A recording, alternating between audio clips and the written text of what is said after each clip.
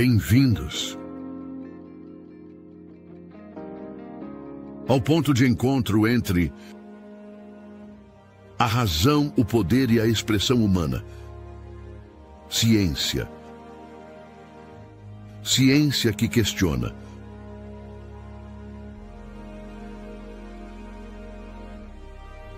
Política.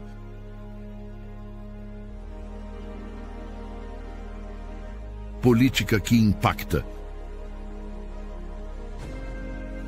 Cultura. E cultura que transforma.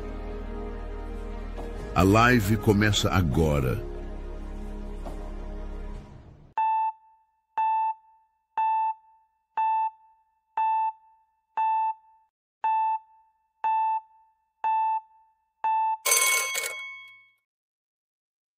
E aí, pessoal, tudo belezinha? Bora para mais um vídeo, não é live não, é vídeo.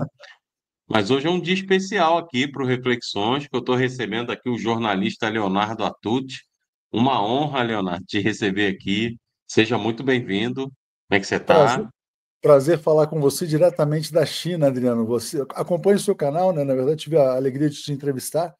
E aí, como eu acompanho bastante, os seus vídeos todo dia pulam para mim, assim, quando eu abro o YouTube. Então, é um prazer falar com você também.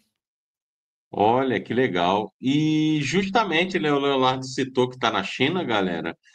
E é justamente sobre a China esse bate-papo, né? Afinal de contas, esse país tão fascinante, que eu, o Leonardo, inclusive eu falei lá na entrevista no 247 que eu costumo chamar a China de Pelé da geopolítica, né?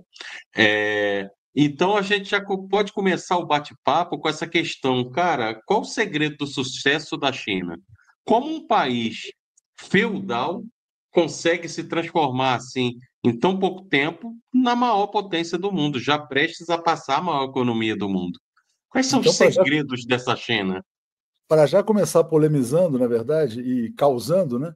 O segredo da China se chama Partido Comunista da China. Essa é a espinha dorsal do sistema. É o fato de haver essa estabilidade fornecida por um partido, né, que é um partido também fundado na meritocracia, que você tem a real meritocracia, não a meritocracia que falam aí os coaches aí por aí, né, que garante não só a estabilidade política para o planejamento de longo prazo, mas também garante a escolha das boas lideranças, né? Quer dizer, não é qualquer um. Quer dizer, eu costumo dizer o seguinte, quer dizer, na China nunca vai existir um Jair Bolsonaro, nunca vai existir um Pablo Marçal, nunca vai existir um Javier Milei, né? Porque eles têm filtros, né? Filtros muito consistentes, muito sólidos contra os aventureiros. Nunca vai haver um Donald Trump na China, né? Recentemente, Adriano, foi feita uma pesquisa Sim. da Nexus no Brasil que apontou que pela primeira vez a China tem uma imagem entre os brasileiros semelhante à dos Estados Unidos, porque o Brasil é um país muito colonizado mentalmente, mas a percepção que os brasileiros têm da liderança chinesa é muito mais positiva do que tem hoje da liderança estadunidense. Isso não é por acaso, né? Porque você tem, de fato, uma liderança que é voltada não só para o bem da coletividade chinesa, mas que tem um discurso que é muito mais atraente, né? Enquanto os Estados Unidos falam em America First, que é a América em primeiro lugar, a China fala em destino compartilhado da humanidade. Eu acabei de sair, só para te dar mais um elemento, Sim. né? Tá vendo aqui, eu estou numa cidade chamada Kunming, onde vai haver uma conferência do Diário do Povo. Falaram lá uma autoridade da província de Yunnan, que é onde fica essa cidade, Yunnan, né? E Sim. também o editor-chefe do Diário do Povo. Agora não me lembro se foi o vice-governador ou o editor-chefe que mencionou a iniciativa de governança global que foi lançada pelo presidente Xi Jinping.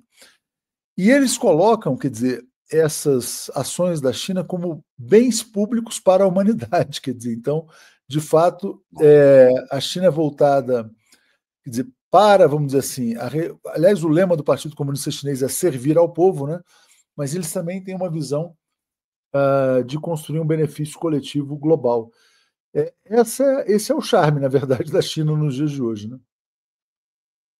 Então, o Leonardo, uma outra questão que eu gostaria de trazer aqui para o nosso bate-papo, depois a gente vai falar do evento que o Leonardo está participando lá, mas nos últimos anos no Brasil, com caras como Elias Jabbour, que é um dos maiores estudiosos de China que a gente tem, que trouxe esse debate da questão da China, o pragmatismo dela estar incorporando elementos capitalistas ali no seu modo de produção. Como é que você vê a China hoje? Existe um debate muito intenso, alguns chamam a China de capitalista, outros de socialista. Como é que você vê a China hoje? Como um país socialista, capitalista ou um meio termo ali? Olha, eu vejo como um país que é exatamente o que eles dizem que é, quer dizer, que é o socialismo com características chinesas. O que é o socialismo com características chinesas? Quer dizer, é um sistema voltado para o bem comum, mas que utiliza elementos de mercado, né? Então você consegue, por exemplo, fazer o planejamento de longo prazo, plano quinquenal. Então você traça um plano. E o mercado tem os incentivos para alcançar os objetivos, né? Então, por exemplo, quer dizer, vamos imaginar que agora o grande incentivo seja para o desenvolvimento da inteligência artificial, da robótica e assim por diante. Então, dadas as premissas pelo Estado, o mercado existe e existe muita competição, inclusive, na China. Sim, Além disso, as empresas estatais elas são muito estimuladas a serem extremamente eficientes, né? Uma outra coisa que se destaca muito na China é a qualidade da infraestrutura. Eu diria, olha, Adriano, que eu já viajei bastante, né? sim, Eu acho que hoje a China tem disparado a melhor infraestrutura do planeta, né? Quando a gente fala de sem dúvida. aeroporto, de trens de alta velocidade, de estradas, acho até que eles têm infraestrutura em excesso, para falar a verdade. Tem até um super investimento em infraestrutura para sobrar um pouco, né? Então, assim, claramente você vê assim um foco muito grande no desenvolvimento, né? E essa é uma questão, né? Quer dizer, quando se fala em comunismo na China, tal, o Sim. objetivo que eles querem alcançar é uma sociedade de autodesenvolvimento econômico, ético, cultural, né? Eles não são contra o desenvolvimento, muito pelo contrário, né? Agora, a grande diferença em relação ao Ocidente é que, por mais que exista o mercado, você não vai encontrar aqui empresários dando pitaco na política. Você não vai encontrar aqui empresários tendo meios de comunicação, né? Essa é uma questão central. Eles olham com muita atenção o tema da disputa ideológica, né? Quer dizer, eles não dão mole, né? Aqui nunca vai existir uma Rede Globo, né? Só para deixar claro, aqui nunca vai existir uma Folha de São Paulo, nunca vai existir um jornal Estado de São Paulo, nunca vai existir imprensa golpista, né?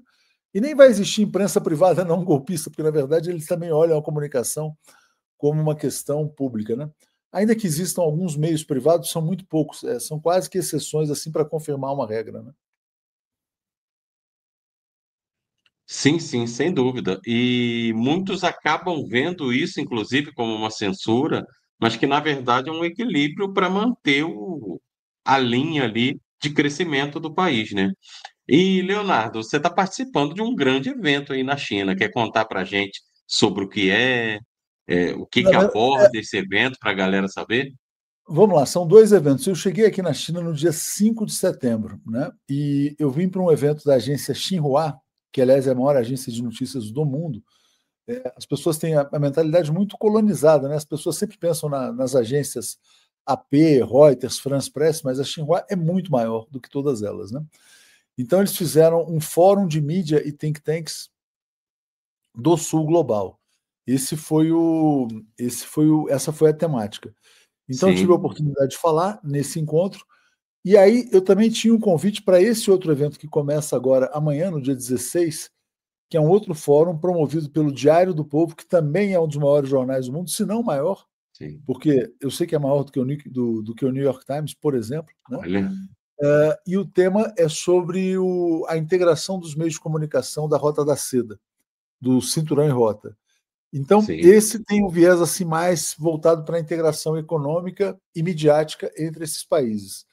O da Xinhua também, porque no fundo era um diálogo de mídia do sul global, mas são temáticas diferentes e é bem interessante, né? Quer dizer, ver como eles tratam o tema da comunicação. Sobre o que você falou também sobre censura, né? É um ponto importante.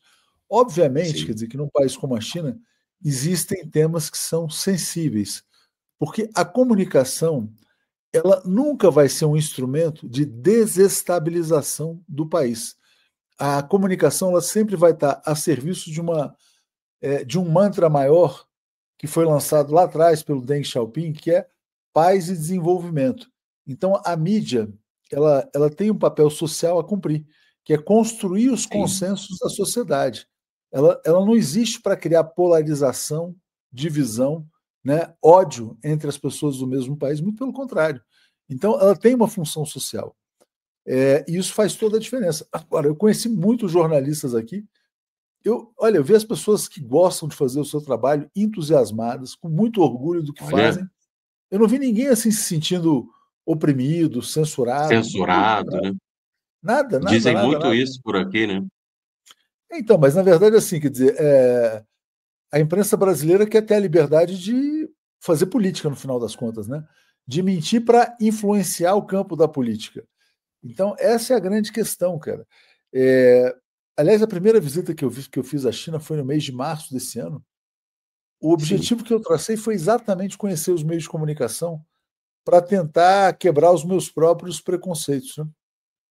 Foi muito interessante conhecer jornalistas altamente qualificados que, mesmo tendo uma ciência de que pode haver um tema mais ou menos sensível, não senti ninguém frustrado com o exercício da profissão, vamos dizer assim, né? Eu vejo muito mais gente frustrada com jornalismo no Brasil do que na China, para falar a verdade, né? Eu vejo muitos jornalistas se sentindo que às vezes estão a serviço de, sabe, de projetos políticos, de projetos assim que são pessoais até. Aqui você vê uma turma bastante feliz com o que faz, porque o país progride, né? O país viveu Sim, uma podemos chamar de milagre econômico, mas eu nem sei se é milagre, né? Porque foi uma coisa construída com trabalho, planejada, né? Não foi uma coisa que caiu do céu. Mas as pessoas sentem a transformação no dia a dia. E elas têm a consciência, Adriano, de que chegou o momento da China exercer um papel maior no mundo também, né? Chegou o momento da China também exercer um papel compatível com a sua força econômica, né? sim. E assim, Leonardo, quando você começou a falar dessa questão dos jornalistas, que você não nota ninguém frustrado, a primeira coisa que me veio na cabeça, sabe o que foi? Que aí jamais vai ter deputado vindo fazer fake news, como o Nicolas Ferreira fez a fake news do Pix. É outra grande vantagem. E aí, se a gente para pensar nas diferenças culturais, por exemplo, o povo chinês entende que essa série de medidas são medidas para beneficiar o país e por um bem coletivo, né? Paz e desenvolvimento. Aqui no Brasil, isso seria encarado como censura, ou seja, são diferenças culturais. A gente precisa evoluir nessas questões, né? E São aí, diferenças falando de. culturais, mas eu acho que tem que exaltar também o papel da revolução, né? Eu Sim, vejo assim, quer dizer, existe uma reverência muito grande, embora, vamos dizer assim, quer dizer, um reconhecimento, assim, quer dizer, esse processo de abertura, crescimento, a partir do Deng Xiaoping, né? Mas as pessoas valorizam muito o camarada Mao, viu? Então, sim. como pai fundador da nova China mesmo, de fato. Sim, eu entendo. Apesar de, na época da China maoísta, a China passou maus bocados, e começou a melhorar depois da abertura de mercado do Deng Xiaoping, né? Mas o povo reconhece que se não fosse talvez a revolução do mal, talvez não chegaria ao que chegou hoje. Então é uma espécie de Exatamente. gratidão, é isso? Eu acho que é mais do que gratidão, viu? Eu acho que eles reconhecem não só a importância da revolução, mas coisas que foram lançadas. Eu vou te dar um exemplo aqui. Eu tive visitando uma instituição que é Academia Chinesa de Estudos Contemporâneos, tal. E ela pertence a um grupo que é o China International Communications Group, que é a comunicação voltada para o mundo, né? Uma comunicação mais internacional da China. Aí a presidente da ACCWS me falou assim: olha, daqui a poucos dias a gente vai comemorar 76 anos. Eu falei, 76 anos? Ela falou: a instituição foi fundada no primeiro dia da Revolução. Quer dizer, então o Mao ele já tinha essa percepção de que a ideologia era um aspecto central. para a sim, permanência do projeto revolucionário, né? Ele não deu mole, né? Quer dizer, não deu mole para, verdade. vamos dizer assim, quer dizer, para as forças que, enfim, poderiam trabalhar contra, né, o projeto. Da contra-revolução, né? A questão da reação, né? Exatamente, que passaria naturalmente pela mídia, né? Exato. Assim, o Leonardo, é muito interessante a gente falar da China, porque eu vejo a China. Eu não canso de elogiar a China, tanto que eu chamo de Pelé da geopolítica, eu elogio o pragmatismo da China, né? Não quer seguir aquela receitinha de bolo, se não fizer isso aqui, se não colocar uma pitadinha daquilo ali, não é socialismo, não. A China, desde Deng Xiaoping para cá, mostrou um pragmatismo assim invejável. E aí, se a gente traz isso para o Brasil, porque, por exemplo, a gente tem discursos de pessoa que acham que eu acho impossível, que acha que dá para fazer uma espécie de copia e cola, né, do modelo chinês para cá, principalmente uma galera web comunista. Você vê o Brasil um dia chegando nesse nível, mais ou menos copiando o modelo, ou que seja num próprio, mas avançando nessa questão desse dogmatismo? Olha, eu acho muito difícil que o Brasil possa replicar o modelo chinês, até porque, na verdade, a força do grande capital na política no Brasil ela nunca foi tão grande, né? Quer dizer, então você pega, por exemplo, quer dizer, olha, o Brasil é aquele país que avança e retrocede, avança e retrocede. Então você teve lá grandes avanços no período Lula-Dilma e depois um gigantesco retrocesso no período Temer-Bolsonaro. Agora o Lula está avançando de novo, mas quer dizer, como é que estão trabalhando as elites? Já para eleger o governo do retrocesso, né? Que seria do Tarcísio de Freitas. Então, Sim, é muito difícil você imaginar, até porque também é o seguinte, a tradição brasileira também não é de confrontar, né? A tradição brasileira é da conciliação e de fazer, até o tema do que foi aquela nossa conversa, né? De agir dentro da correlação de forças, né? É, uma revolução não é um passeio no parque, né? Já dizia o nosso querido camarada Mal também, né? Então, assim, é, verdade. então eu acho que assim, eu não vejo o Brasil seguindo esse caminho. O Brasil se desenvolveu mais do que a China até os anos 70, 80, por aí, né? Porque a China decolou a partir de 1970, mas porque o Brasil também teve aquela fase de grande acumulação Sim, capitalista, né? A partir da industrialização e tal, tudo mais. Depois que houve a crise da dívida, aí você teve, a partir da abertura do Collor, Fernando Henrique, o Brasil acho que perdeu muitos instrumentos aí de desenvolvimento, né? Embora a gente tenha que tirar o chapéu para tudo que tem sido feito pelo governo Lula. Mas, por exemplo, vamos pegar um tema central, né? Quer dizer, o tema da ideologia, né? É, eu não consigo imaginar, por exemplo, um governo popular no Brasil enfrentando para valer o tema da comunicação, né? Porque não foi feito até agora, né, Adriano? Mesmo a comunicação sim, pública, ela é muito tímida aqui no Brasil ainda, né? Então, ela não, por exemplo, na minha opinião, vamos pegar um exemplo assim concreto. Teve a EBC. Na minha opinião, a EBC não tinha que ter nada de entretenimento. Ela tinha que ser uma TV 100% de jornalismo, vamos dizer assim, do primeiro minuto até o último minuto, como é a sim, Telesul, né? claro. Como é o RT, o Russia Today, como é a Al Jazeera, né? E sendo uma TV do Estado, né? E que fosse mais importante também do que a própria Globo, CNN. Eu acho que esse seria o caminho natural, né? Mas não vejo disposição para que isso aconteça. Entendo. Agora sobre uma questão que é um pouco antiga na China, né? Essa questão do conflito em Taiwan, né? Talvez seja o maior ponto de tensão, um dos maiores pontos de tensão que a gente tem na nossa geopolítica atual, né, Leonardo? Você acredita que isso pode resolver pacificamente?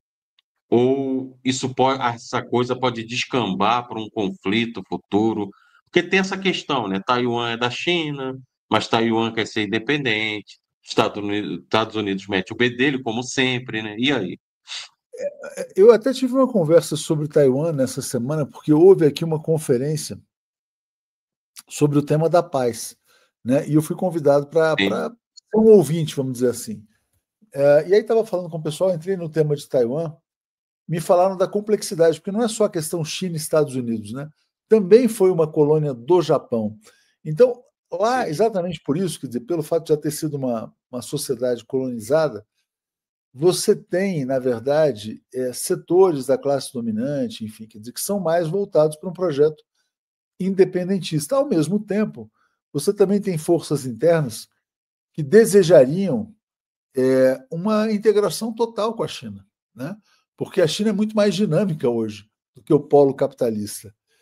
Então, é um local de muita divisão. Obviamente, quer dizer, para a China esse é um princípio sagrado, né? De uma só China.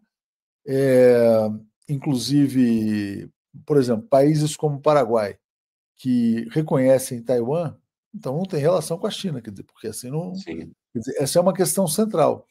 Então, eu vejo assim, quer dizer, em algum momento, na verdade, Taiwan se tornando chinesa, porque a China tá naquele momento que é imparável, né? E ela não é Sim. imparável assim, simplesmente porque tem uma boa liderança, é porque o sistema todo ele é mais consistente do que o sistema produtivo do nosso Ocidente, né? Então, à medida em que o país for se desenvolvendo, e aliás, até perdendo a dependência em relação a Taiwan, né? Porque Taiwan tem a questão dos semicondutores, dos chips, existe muito foco hoje aqui na própria China para o desenvolvimento autóctone, né? Vamos dizer assim. Então, eu acho que a China vai ser capaz de resolver todos os seus problemas. Eu também acho, sem dúvida. Eles são o Pelé, né? E assim, Exatamente. o Leonardo, uma outra questão que eu julgo importante para o nosso bate-papo aqui, até porque para a gente trazer essa curiosidade para o público, né? Os Estados Unidos hoje, claro, enxerga a China e é mesmo como seu principal rival estratégico ali, isso é um fato, né? Então, no seu ver, na sua percepção, assim, com conversas com jornalistas locais aí, e qual é a percepção do chinês em relação a essa rivalidade com os Estados Unidos? Porque nós que estamos aqui no sul global, a gente meio que enxerga isso como uma Guerra Fria 2.0, mais ou menos assim. Mas os chineses em si, eles veem isso como? Olha, eu vejo assim, quer dizer, que não, a China, na verdade, não tem um desejo de confrontação com os Estados Unidos, mas eles chegaram naquele ponto em que eles sabem o que eles são no mundo, né? Eles têm muita consciência sobre a importância do país. Então, eu diria assim, quer dizer, que é uma China muito mais assertiva do que existia no passado.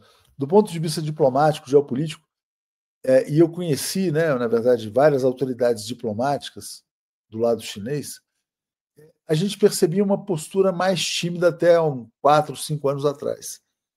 De 4, 5 anos para cá, eles são muito mais assertivos. Então, eu percebo o seguinte: quer dizer, eles não querem confrontação, eles sabem que existe uma integração econômica muito grande entre China e Estados Unidos, inclusive, sabem da importância do mercado americano para as empresas chinesas também. Então, por isso, eu acho que eles não querem o confronto, mas também não vão abaixar a cabeça. Não vão aceitar, por Sim. exemplo, como não aceitaram, né? Quer dizer, quando começou a guerra comercial e o primeiro alvo foi a China, em todos os momentos eles adotaram a reciprocidade. Né? É verdade. É, exato. É por isso, Leonardo, não sei se você concorda, eu tenho uma tese sobre essa questão dos BRICS.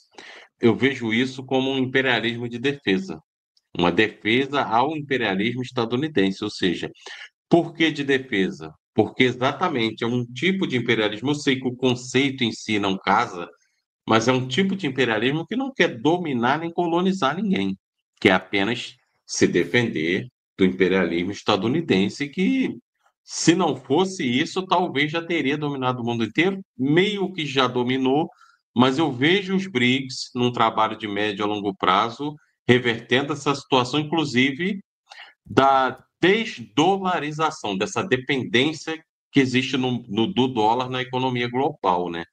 É, existe alguma questão nos BRICS, por exemplo, você vê isso sendo feito de médio a longo prazo, essa questão de diminuir, pelo menos, essa dependência do dólar e o mundo não ficar assim tão dolarizado, tão dependente, a economia global ficar tão dependente do dólar em si?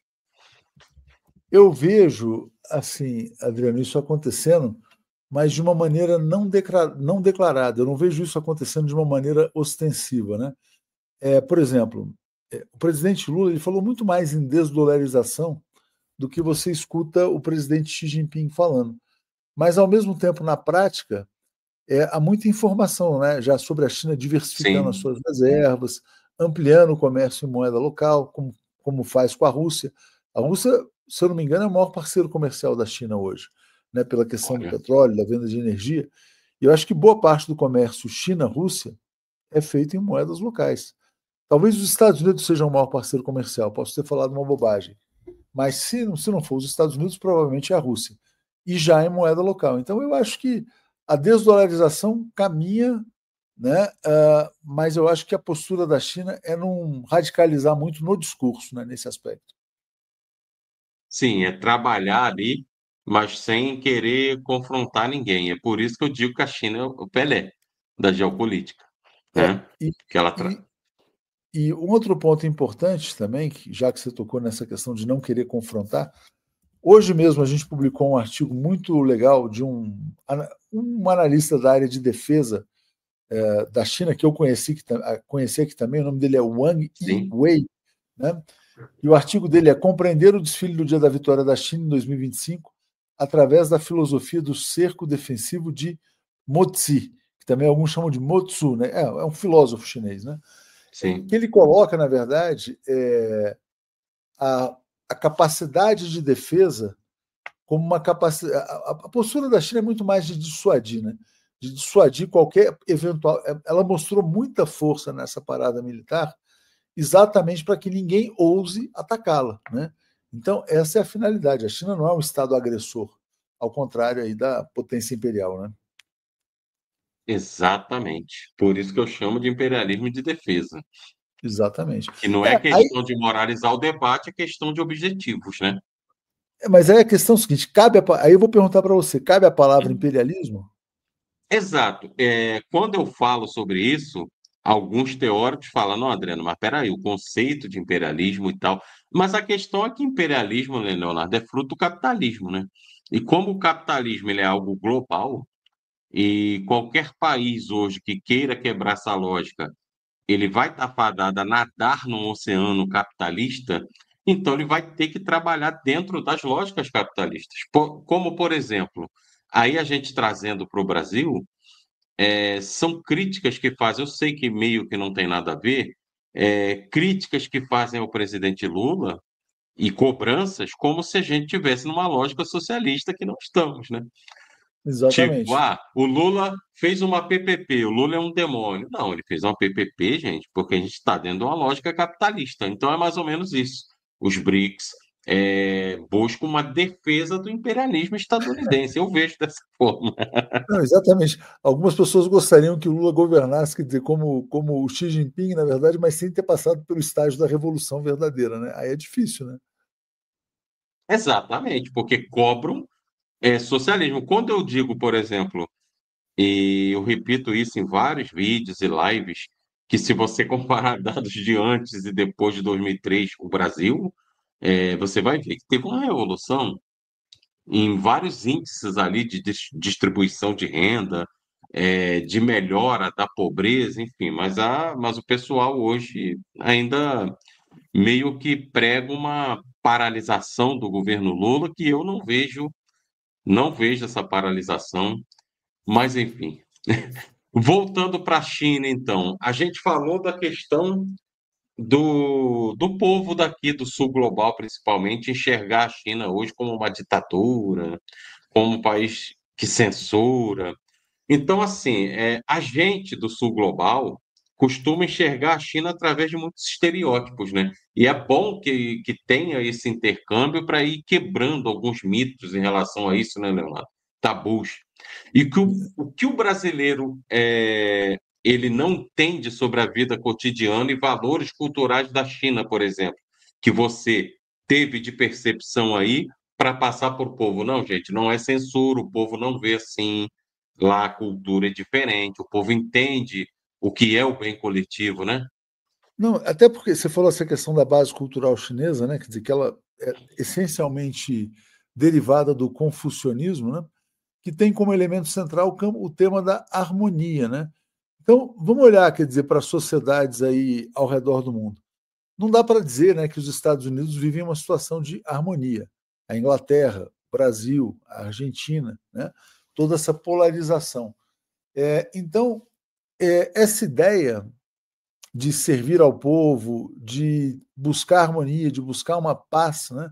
Eu acho que ela está enraizada no pensamento coletivo chinês. Então, eu acho que isso também contribui muito para o sucesso, né, do socialismo com características chinesas. Né? Sim, muito bom. Exatamente, Leonardo. O crescimento da China nessas últimas décadas é algo assim simplesmente inacreditável, né? Mas assim, ó, falando de economia agora, na economia chinesa, esse modelo econômico chinês, Leonardo, ele mistura ali planejamento estatal com elementos de mercado. Eu já perguntei sobre isso. A China se declara um socialismo de características chinesas e muitos teóricos vão dizer que, na verdade, se tratando de um capitalismo global, não tem como a China romper com essa lógica do capitalismo. Mas existe um plano do Xi Jinping e do governo chinês aí, se eu não me engano, agora acho que eu esqueci de cabeça o ano, de até, se eu não me engano, 2033, atingir um estágio de fato de socialismo. Como você vê esse caminho? É que agora eu É, esqueci o ano, se eu não me engano, é 2033 que eles têm pode esse ser, plano de atingir. pode ser. Tem que ver quais são as datas, né? Tem um ano, Sim, acho que já passou, por exemplo, o ano do centenário do Partido Comunista da China. Um ano sim, que eles consideram muito importante vai ser o 2049, que vai ser o centenário da sim. Revolução. Talvez seja 2040, eu não tenho certeza. Talvez seja 2033 mesmo. Mas o Xi Jinping, por exemplo, o presidente chinês, ele se proclama marxista, né? E quando eles falam do socialismo com características chinesas, é o marxismo adaptado à tradição cultural chinesa. Essa é a questão. Agora, também é o seguinte, quer dizer, como é que vai ser esse socialismo, né? Porque hoje existe, quer dizer, uma desigualdade na China. A China é um país com muitos bilionários, na verdade. Mas não Sim. são bilionários que mandam no sistema. Eles se aproveitam do sistema, ganham muito dinheiro, mas também não são assim tão proprietários, né? O sistema chinês ele tem mais incentivos à pesquisa, à inovação, ao reinvestimento do que propriamente à acumulação. Enquanto os sistemas ocidentais eles fornecem mais incentivo à acumulação do que propriamente ao investimento, né? E eu acho que isso faz muita diferença. Então, as empresas chinesas, por mais fortes que elas sejam, não acho que elas tenham a característica de propriamente querer simplesmente transformar os seus fundadores, acionistas em bilionários, né? Embora existam bilionários. Mas eu acho que caminhar para um socialismo é uma coisa que está no horizonte deles e de uma maneira planejada também, né? Reduzindo as concentrações de renda, aumentando os bens públicos da sociedade. Eles também falam muito da natureza como um grande bem público a ser cuidado. A China tem uma meta de chegar até 2060 com a descarbonização total da economia, e é impressionante Olha o que que eles estão bacana. fazendo nessa área da energia limpa. Impressionante. Assim, quer dizer, o que você vê de painel solar, de energia eólica, andando, é uma coisa impressionante. Sim, sim. Então, até nessa questão do meio ambiente, a China dando exemplo, né? É justamente o contrário do imperialismo estadunidense, que só polui, né? Os maiores Não, emissores de gás carbônico hoje do planeta, né? não, a China também, na verdade, tem um histórico, né? Teve um histórico no passado de muita Teve. emissão, né? Então eles dizem que vão chegar agora acho que é 2030, eles chegam no pico de carbono e a partir daí passam a declinar até zerar as suas emissões, né? Então aqui tem muito estímulo também à economia circular, muito estímulo a esse tema da consciência ambiental e mesmo essa conceitualização, né, da ideia de uma bela China, eles falam muito isso, né? De Muito que o bom. país tem que ser belo, porque a beleza do país é um bem público também para a população, né? O verde é um bem público, né? Muito bom. E a China tem uma questão, né? Como você falou, teve um histórico de emissão, teve um histórico muito grande também de desmatamento, só que hoje nenhum país do planeta Terra faz um reflorestamento maior que o da China. Então, olha que interessante. Eles avançaram, cresceram, erraram, desmataram, teve uma emissão de carbono muito alta, mas hoje eles estão caminhando aí para chegar num modelo exemplar aí de país ecológico e com meio ambiente muito bom, né, ô Leonardo? Coincidentemente, você falou nisso, né? Hoje a gente publicou uma matéria sobre como eles estão, na verdade, revertendo, inclusive, a desertificação, né? O Ó, maior deserto da China, vou ler aqui porque é uma palavra difícil de pronunciar, é o Taklamakan, né? E eles, já nesse deserto, eles já ergueram uma barreira ecológica de mais de 3.000 quilômetros de reflorestamento. Então, você imagina o que é isso, né? Então, é uma situação impressionante, né? Como eles têm feito esforços no sentido da economia limpa também. beleza. Então, para a gente fechar, Leonardo, e você poder descansar, eu sei que o bate-papo é sobre a China, mas enquanto você está aí na China e participou dos dois eventos aí muito bons, inclusive eu vi seu discurso lá sobre as fintechs, parabéns. Legal, obrigado. Rolou o julgamento do nosso ex-presidente Jair Bolsonaro aqui. Como é que os jornalistas chineses viram esse julgamento do Jair Bolsonaro? De Olha, curiosidade aí para a galera. hoje é interessante você falar sobre isso. Eu estava. Bom, foi na sexta-feira que ele foi que concluiu, foi na quinta ou na sexta? Eu estava lendo Foi uma na edição, sexta, acho se que não me engano. do China Daily, que é um jornal em inglês na China, e feito para o público internacional, vamos dizer assim. O Bolsonaro é nota de rodapé, viu, cara? Eles não. Olha, Eles saiu a notícia e tal, mas isso não é visto como uma coisa muito importante, né? Obviamente existe uma conexão, uma sintonia muito forte entre o presidente Lula e o presidente Xi Jinping. Eu tenho certeza de que a torcida interna dos chineses é pela reeleição do presidente Lula, mas eles tentam evitar, sabe, essa coisa da politização excessiva, que eu acho que eles também partem do princípio, Adriano, de que não vão interferir nas escolhas políticas de nenhum país, né? Então eles seguem muito firmemente essa ideia de não interferência. muito bacana. Muito bacana. É uma outra cultura, né? Nós já somos mais passionais, né? Essa coisa da polarização. Aqui no Brasil, eu fiz até um vídeo que eu intitulei, Leonardo, o Bolsonaro se foi, mas o bolsonarismo, infelizmente, não. Ou seja, a polarização continua. Então vai ser Lula, Tarcísio ali, e é isso. O brasileiro acaba sendo mais passional nessa coisa, né? Mas é fruto, na verdade, do sistema midiático, né? Quer dizer, os meios de comunicação já estão em campanha pelo Tarcísio. Por quê? Porque eles são controlados pelo grande capital. Essa é a nossa tragédia aí no Brasil, né? Exatamente, é complicado. Leonardo, Mas muito obrigado, tá? Não, eu te pode agra... falar. Não, te agradeço porque agora realmente bateu um cansaço, cara, porque a coisa está. Mas eu queria Não. muito falar com você, porque eu queria também, não, enquanto as ideias estão mais frescas aí na mente, né? Mas Não, a legal. gente. Quanto você quiser, estou à disposição também para ir lá no seu programa e vou te chamar aqui mais vezes, vai ser legal essa troca aí.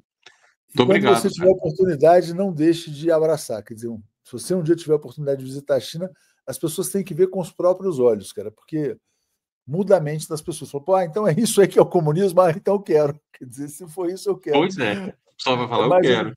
a melhor maneira de desejar o comunismo é visitar a China. É isso que eu queria colocar como palavra final. Mas é isso, O cara. maior Obrigado. Vou dar descansar proselitismo. agora. É Não, isso. obrigado você por ter aceitado o convite e tchau, tchau, galera. Tamo Valeu. juntos.